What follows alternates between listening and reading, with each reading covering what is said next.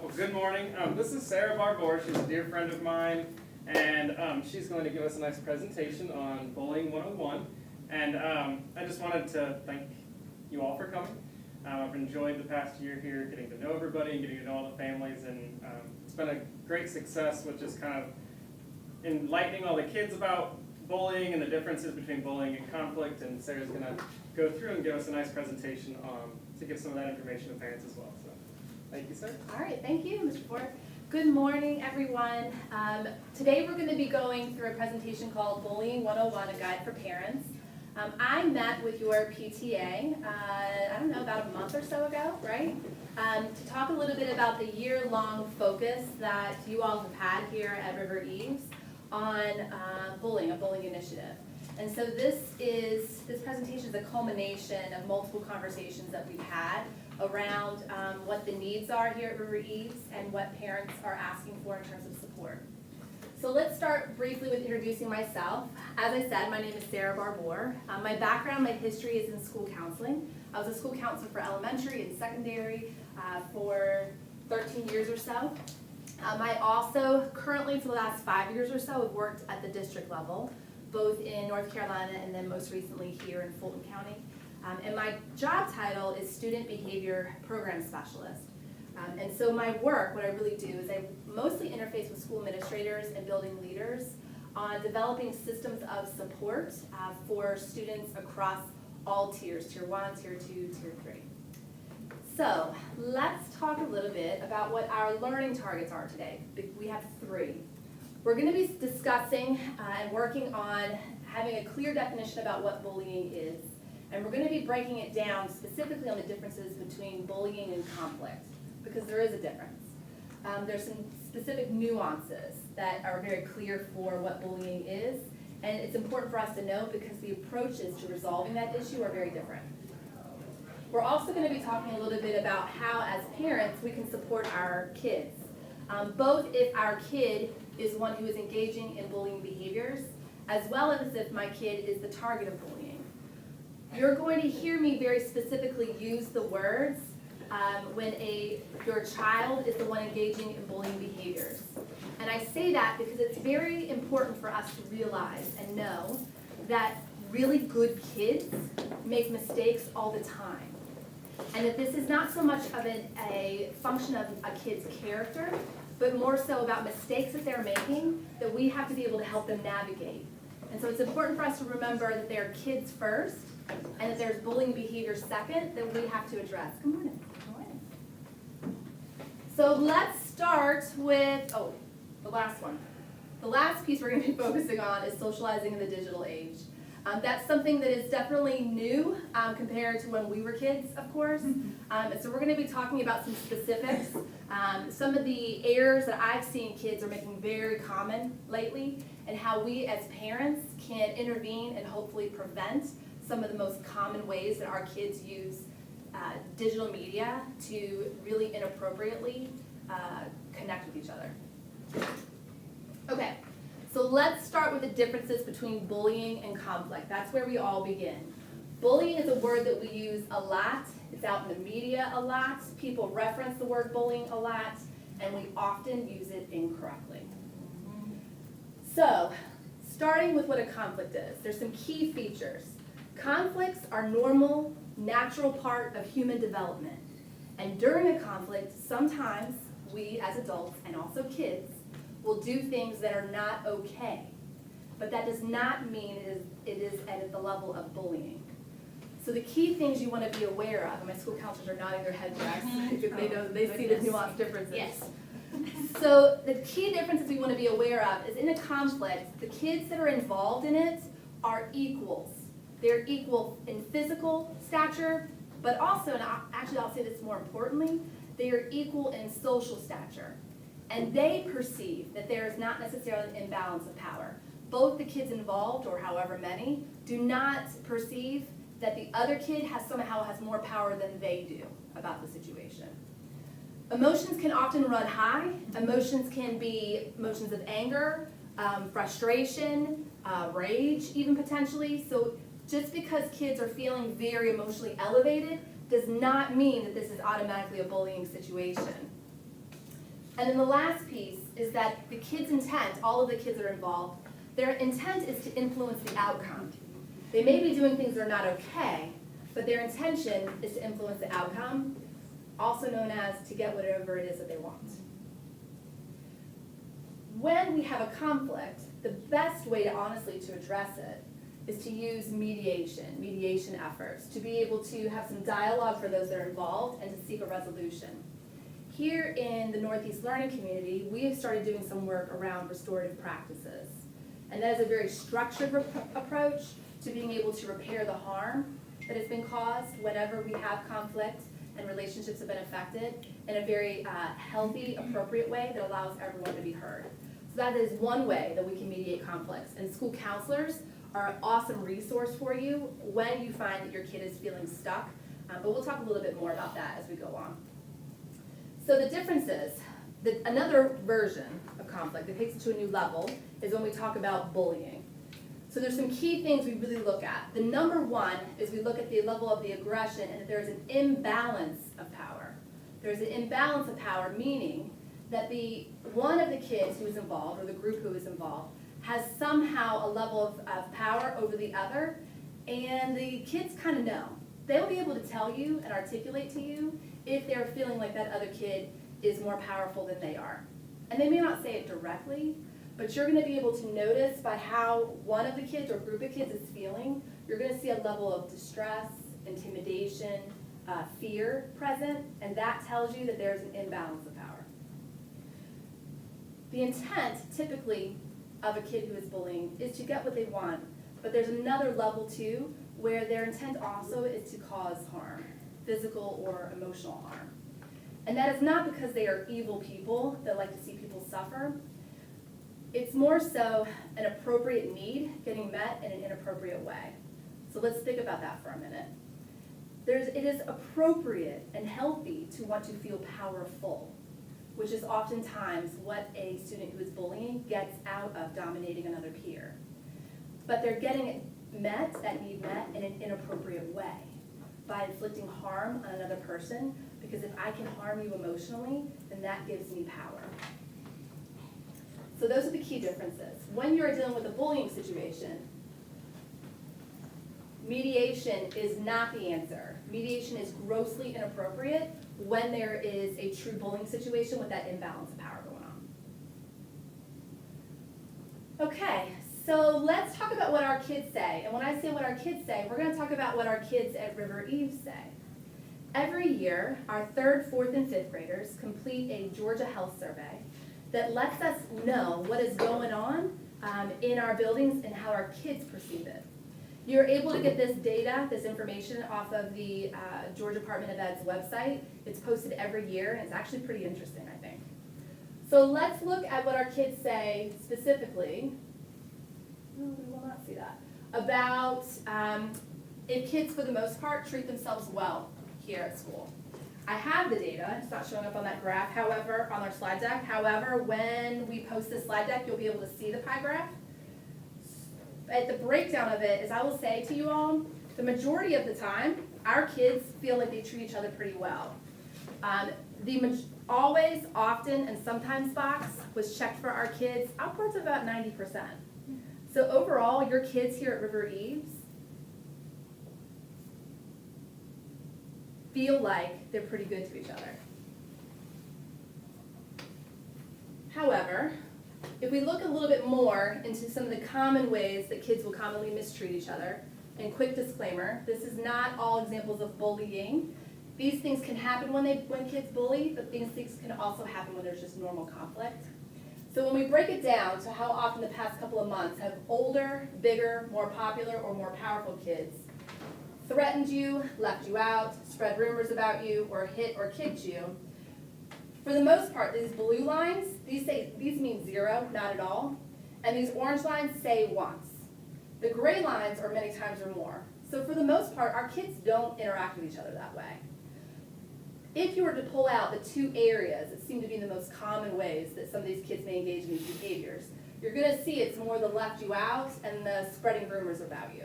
Some of the more relational, social ways that kids will aggress with each other.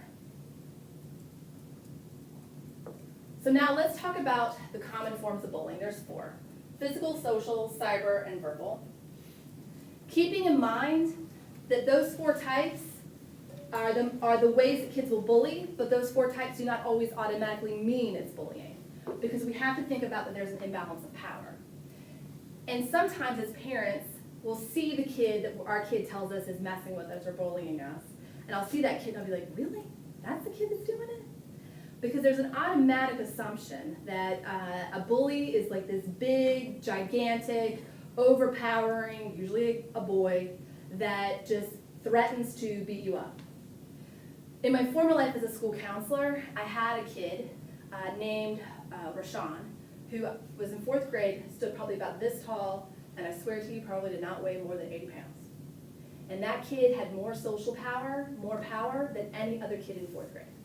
When he said jump, the kids who were this tall said how high. So it's not appropriate for us to assume that just because a kid does not fit the physical profile of what we think a bully is, that does not mean that that's not what is going on with our kid. But keeping in mind too that imbalance of power is critical. So the 4 types, the most common, the most obvious one that we always think about is physical. That's actually the least common way that bullying occurs in our schools today. And that is overpowering another kid's body or their personal items. Some of the more common ways are social, and that's hurting a kid's reputation or relationships. So an example of that would be when a kid makes a targeted, invested effort to make sure that their group of kids does not allow for your kid to join in and play. And it's an ongoing, usually a repetition, a pattern of behavior, but they do it like that. They will also do it where they'll have like a social group online, and they will all decide to block out one kid or a couple of kids, and they aren't able to participate, but it's very intentional on their part. Cyber is obvious. It's the ways that a lot of kids will connect with each other online using social media. This one right now, I think is becoming one of the most common, easy ways for kids to be able to interact with each other and to be able to dominate. Verbal is that mean-demeaning language used to overpower someone. Parents, a quick watch out on that one. Sometimes, and it usually happens with our girls will say, I don't mean to be mean, but ... That is a way, and we need our girls to understand this, for us to not take responsibility for the mean, aggressive thing that we're about to share or say, because it somehow excuses and gives us a pass. So it's important for us as parents to have these really direct, specific conversations with our girls, that it is not okay to say, I don't mean to be mean, but ... Or say something really ugly, and at the end they'll say, well, I'm just kidding. And look at you like you're crazy, like, why? This is a joke. If no one is laughing and it's not meant to be funny, then it's not funny. And it's important for our kids to realize that that doesn't somehow excuse whatever it is that we're about to say. So, pop quiz, really quickly, thinking about those 4 types. What do you think is the most common way that kids bully each other today? Write it down on a piece of paper in front of you really quick. And I will not make you share out, so if you get it wrong, nobody will know but you.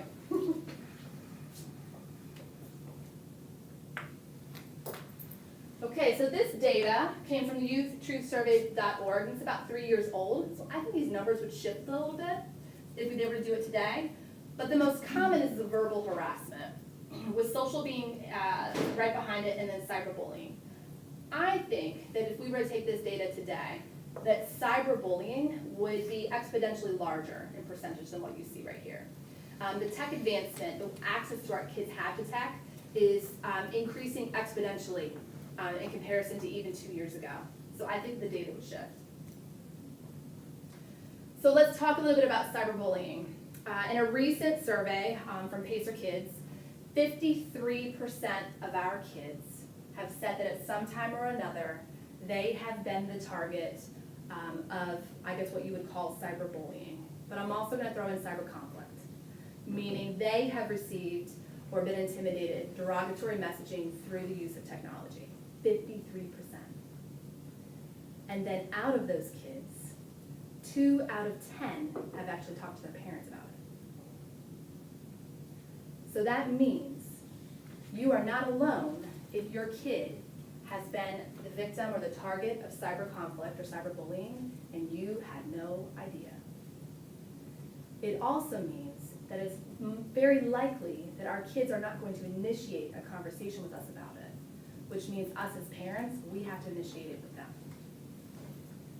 So let's talk about how to work through with our kids on cyberbullying. I will say that part of my job, one of the things I do here in the NELC, and I'll say it's probably my least favorite part of my job, is that I have to work with families and administrators when difficult decisions are being made around discipline for technology offenses. And I will say to you that I have seen over and over and over again exchanges on technology that got out of hand, and it was really a function of really good kids, really good parents, not being plugged in to what was going on. I am still learning a lot of the ways that our kids interface with each other through technology, and it's kind of part of my job. And a lot of times I'm learning after an error has been made by a kid, and I'm like, oh, I had no idea that there's a Snapchat story that can be on for a certain amount of time, or that there's no way to be able to record a Snapchat unless you know it's coming, that it goes away on its own. There's things that I'm learning, and this is my full-time job. So as a parent, where it's not your full-time job, it puts us at even more of a learning curve and a lack of awareness. So there's some key things you want to be able to do, and the research has a couple things, and I'm going to throw in a couple of extra that I've learned from my own anecdotal experience, okay? So one is to establish your expectations for online socializing, and here's the deal. Our kids don't apply real lifetime rules of socializing to the computer. They see it almost as like a different way, which means really great kids who are really kind and respectful in person-to-person human contact can get online and say really vicious things. So we have to set expectations with our kids that the rules of engagement in real time are the same rules of engagement online. And we have to have those conversations with them. The next one is for us as the adults to model appropriate technology usage, and that's something I'm learning myself. There's a lot of really great information out there that's coming out now that's talking about technology addiction getting to the level of a public health crisis. And I think it's going to be coming out about that as the years go on, because it's not getting better. And so we have to be able to model how you interact appropriately online, how you use screen time and how we don't, because no matter what I say to my kid, they're gonna do what they see me do. Even if that means putting my phone in the trunk while I'm driving so that I'm not tempted to pick it up when a text pops up or a blip for a notification from my Facebook account. We don't want our kids to do things online, then we have to make sure that we're not doing them ourselves. Utilizing a tech contract, you can do that informally by having conversations, but there's also some really great online tools you can find as a parent that really lays out our expectations and our agreements that we have with our kids around the use of technology. Educating yourself, ask your kids all the time to show you what technology apps, different things they're using, and also the ones that their friends are using. Keep yourself in the loop on the ways that the kids are socializing with technology, because I'm telling you, the stuff that they're using right now does not match the stuff they were using 5 years ago. And it will not match the stuff they're using next year. So we need to have those conversations with our kids to find out what is going on. And then the last piece about this, I've read a lot of stuff online that talks about being aware, checking your kid's phone randomly to be able to see what they're plugging into. I highly advocate for that. The most well-behaved, easiest to get along, respectful, great citizen kid will sometimes engage online inappropriately. Your kid you never thought would do that will often surprise you. So it is to your kid's best interest for you to plug in sometimes and see what it is that they're plugging into. That said, sometimes there's a fear or a concern that if I go and check my kid's stuff, that I'm violating their privacy. I have to tell you, our kids don't understand that what is online is not private. And I will often have kids who will take pictures or post messages thinking that that's like private, that no one's going to see it. And they don't realize that once they put it online, everybody in the world can see it, including millions of people that you had no intention of them seeing it at all. So I actually disagree with a lot of the researchers that talk about being mindful of not violating your kids' privacy online, because we need our kids to get that nothing online is private. Okay, so I find out that my kid is bullying or bullied. I'm sure many of you, including myself as a parent, can relate to this picture, because there's nothing that brings out the mama bear in us like my kid being targeted for bullying. But there are some key things that we have to be aware of to be able to do, thinking about our desired outcome. Our desired outcome, honestly, is one, to make sure my kid feels validated, that they're no longer victimized, and they feel empowered, right? We want it to stop. Maybe secondary to that, I might want some justice for the kid who is targeting my kid. But really my primary focus is to get my kid in a good place. So here at this campus, when the situation is bullying, and remember what we talked about when it's bullying versus conflict, because we're going to talk about what you should do as a parent when it's conflict. But when it's bullying, here are the steps that you should take. You want to start with sharing facts with the adult in charge at the time that it's happening. Usually it's the classroom teacher. It could also be whoever is covering after school care. But start with the adult who is in charge at the time that the bullying is happening and give the facts. Don't give what you heard third person from another kid about what this kid who is bullying is like. That's not helpful to the adult to be able to unpack it. As many details as you can give about when it is happening, who else is there besides your kid, what is being said, what is not being said, where the adults are. As many pieces you can give about the facts will help that adult to be able to investigate and quickly resolve it. You can request an update as to what the resolution that was reached. Schools cannot give you, it's a FERPA violation, discipline actions that they would give to a kid who is not your own. However, they can give you information about action steps they are taking that are directly related to your kid, that are affecting your kid. You can request a plan of supervision for your child. And if you do request that, what essentially happens is the school will look at, they try to do it in a way that is as feasible as possible and allows it as targeted as possible as to what's going on. So they're going to make a plan of supervision that will allow for increased adult eyes during the time that the bullying may typically occur. And if that happens, you can ask to be able to see that plan and to be able to be aware of what is going on with that plan of supervision.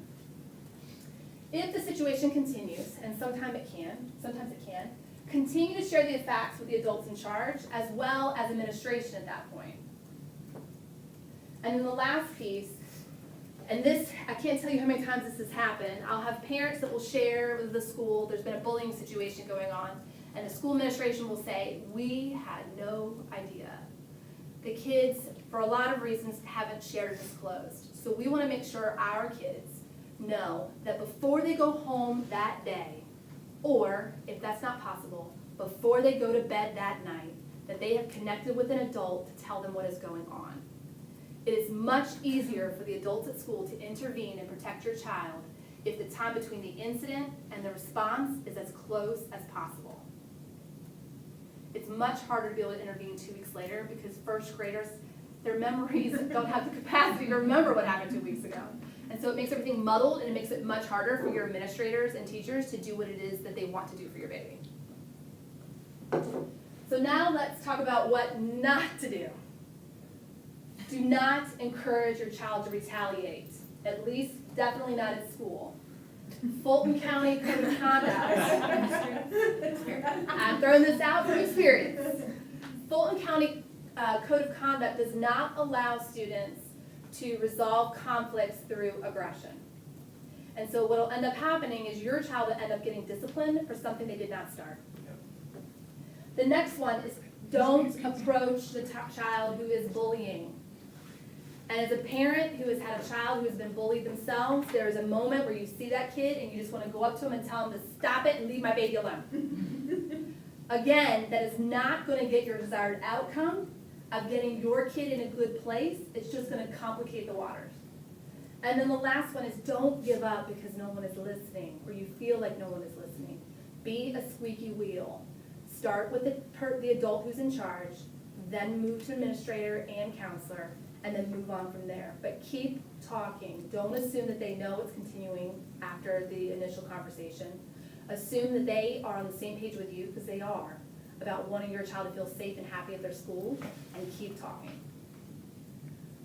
So let's talk about, as a parent, what you should do if the situation is a conflict, because it's a little different. Our desired outcome in that situation as a parent is I want to empower my kid to be able to resolve their conflict, not aggressively and not timidly, but assertively. That sweet spot that's in the middle there. So start with helping your kid to identify their contribution, because they had a contribution to the conflict not resolving. They did. Help them identify a plan to resolve the issue, and I will tell you, parents, ignoring is rarely a good plan. Your kids are continuing to have the conflict because ignoring is not an option for them. So if the only thing we tell my kid is to just ignore it, they're not going to be able to. And then they're going to end up trying to go with their own devices, which really didn't work the first time. After you've made that plan, I really encourage you, and I do it with my own children, God love them, having a school counselor for a mom, they didn't have a shot, to role play that plan with them, whether they like it or not. You need to be able to role play it with them so that you can give them feedback on their nonverbals, because that communicates so much more than the words that come out of my mouth. And that's usually where our kids go off the tracks. So to be able to communicate with them their body language and their tone of voice, so they can get feedback from us if they're coming across as aggressive or as timid, either one. Or if the word choice they're using is not going to align with their desired outcome. Check in with your kid after they implement that plan and ask them how it went. It's a really respectful way for your kid to be able to be held accountable for taking those action steps you all worked on together. And then, if after all of that, the issue continues, I encourage you to reach out to the classroom teacher, the school counselor, to be able to help mediate. So these two quotes are very common ones that I will hear parents say. My child is a target for bullies, but every time I ask him about it, he won't talk to me. Or, my child's school called and told me she was bullying a classmate. I'm shocked. How do I help her understand how bad this is? So there's a lot of reasons for why our kids don't talk with us around bullying situations. In all honesty, there's a lot of shame involved for kids who are targets of bullies. And our kids, believe it or not, even though they don't always tell us this, care a lot about what we think about them. And so to share with you that a kid is overpowering me, intimidating me, can be really hard for a kid to say. They don't want to disappoint you, and they don't want to look less than in your eyes, as crazy as that sounds, because we never would feel that way. But I've had many kids in my counseling office talk with me about how they're too embarrassed to talk with other people about what's been going on, and so they will keep it to themselves. So empowerment listening is a way for us to be able to validate our kids, but also empower them to be able to feel strong and to feel like, despite what's going on with this other kid, that they are okay. And it starts with staying calm with our words and our body language. And when I say calm, I mean make sure your body language looks as neutral as possible, knowing that our kids are going to interpret whatever it is that I say as something about who they are. So if I am overly angry about it, our kids will interpret that I'm angry at them, which I'm not. And the reverse, if I am overly sad about it, because maybe my own issues that I had with bullying, our kids are going to interpret that you are feeling sad about who they are. They have a unique ability of making things that are happening in the grown-ups world about themselves. So keeping our really neutral, and when I say neutral, I say like I call it like the please pass the butter voice. So you know when you're at the dinner table and you're asking your other person on the other side of the table to please pass the butter? Have it neutral as that with everything that you say and do. Ask open-ended questions. That gets your kid talking. Instead of saying, is this kid bullying you? Which is closed because they're going to say yes or no. Ask the question instead, what happened? And then stop talking. Allow for silence. Give your kid a moment to process. Allow for them to share, and I'm telling you, if you are willing to allow that silence and open-ended questions, and make sure you're really neutral in your body language, they will talk. and they will let you know what's going on. You can say what happened, you can say what were you thinking about at the time, you can say what was going through your mind or what were you feeling, and then stop talking. The next piece is to paraphrase what you heard back. That is a powerful tool for our kids to feel heard. We can't always fix all the time what's going on with our kids, and sometimes really just like for us, all they need is to feel like somebody heard them. So to be able to say to my kid, what I heard you say was, David, every time you guys are out at recess, tells all the other kids not to play with you. That sounds really hard. Or that sounds very frustrating for you. That in and of itself can be a powerful way to empower your kid.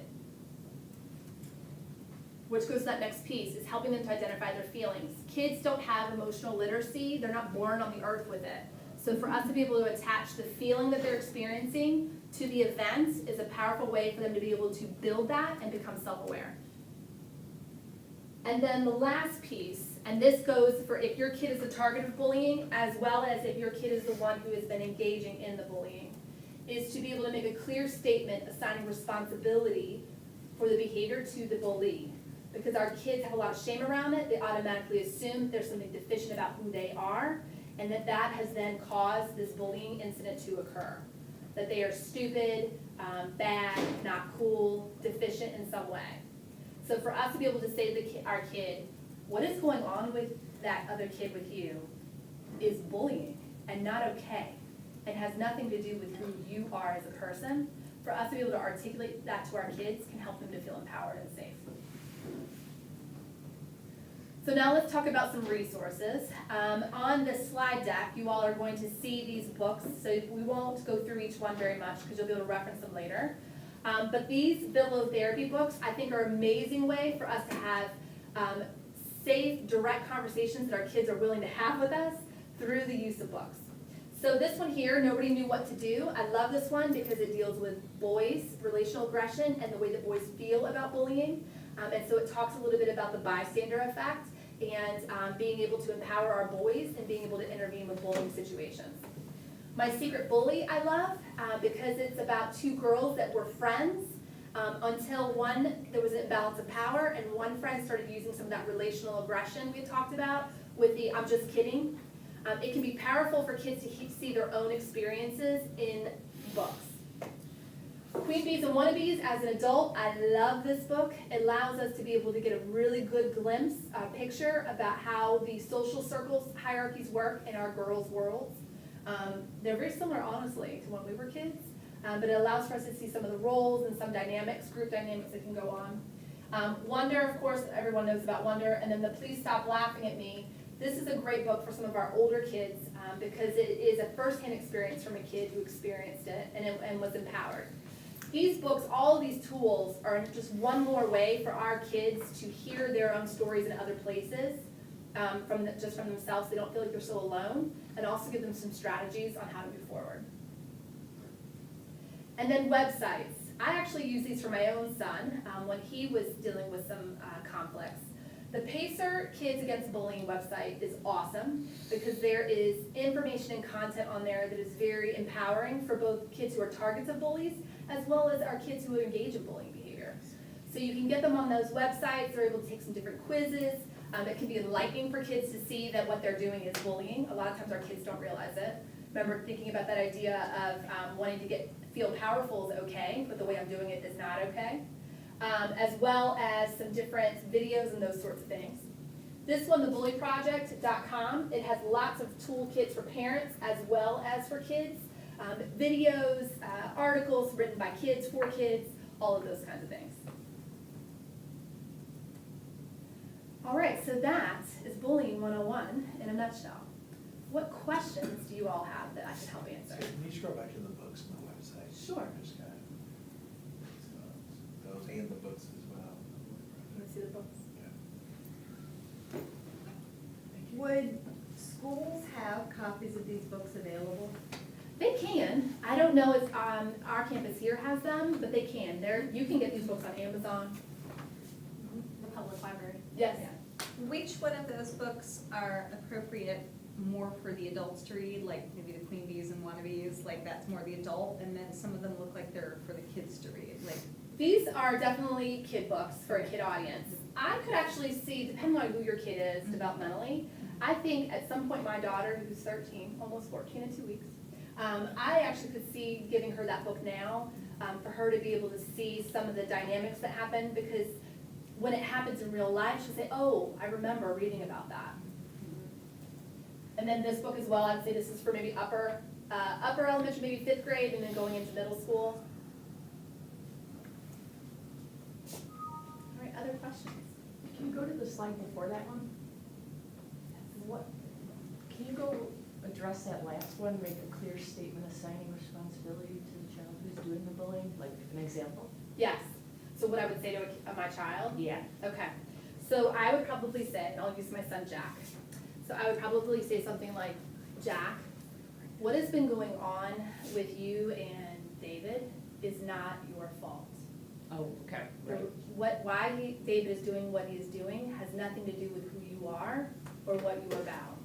You're a really good kid, and really good kids sometimes are bullied. We're gonna work together to figure out how we're gonna get this problem resolved, but I need you to understand that bullying is not okay, is not appropriate, and usually will not stop without adult intervention. And I'm really glad you came to talk to me about it, because you have a right to be at school every day feeling safe and happy. And it's not okay what's happening right now. And do you come up with a statement of what he should say to the bully?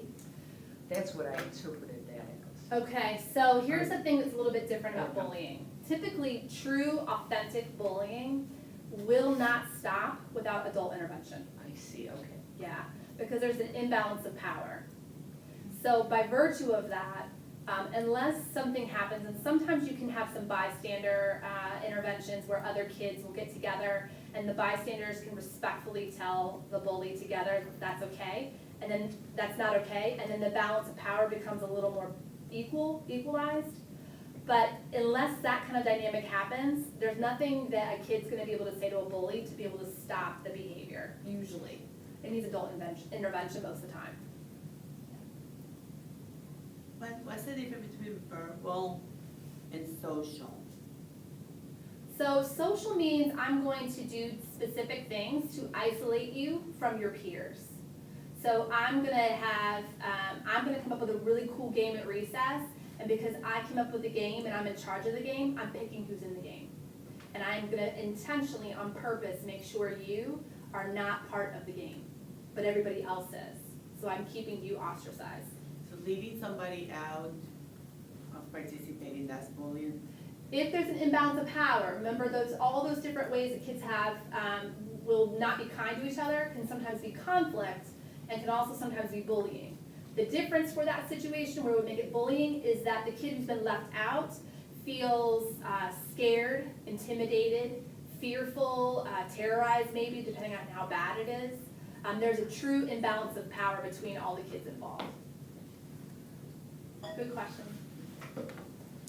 Can you address bullying on the bus, since that's where a number of the children are saying that things are happening where teachers are not present or parents are not present to intervene? Yes. So there's a few things that I would encourage my kid, well, first things first. If I'm finding that my kid is having frequent conflict and or bullying on the bus, I'm gonna be starting with that bus driver plus a staff member at school. And now I'm gonna be doing both, because there's several adults are gonna be involved, because we have the kids are at school, then they're transitioning onto that bus, and then the bus is going home. So I wouldn't just do the bus driver, I would do the bus driver plus somebody at school, and every school's kind of different. Who here at River Eves would be the one you would talk to for bullying? Mr. Boring. Mr. Vorik. Mr. Vorik, perfect, okay, good deal. Then typically there'll be a plan of supervision put in place for the bus to separate the student who is the target as well as the kid who is the aggressor. And one or two, both of them in some way will be moved closer typically to the bus driver. Yeah. I would also say too, if my kid's having lots of conflict and not bullying, but lots of conflict on the bus, I would tell my kid, I want you sitting in the front next to the bus driver. Kids will typically take advantage of not having adult supervision to engage in inappropriate conflict or bullying. So if the adult supervision is there, it is a natural way to have the bullying stop without tattling on what's going on. I would say also making sure they know that there is video, really clear video and sound now on the buses. So making sure that they are aware that they're being supervised and that there's a record of what's happening All on the bus. buses have that? All buses? All buses have it. Good to know. All right, other questions? Okay, good enough. Thank you all so much for your time and attention today. I appreciate the engagement and the questions and the conversation. It was great. Thank you all so much.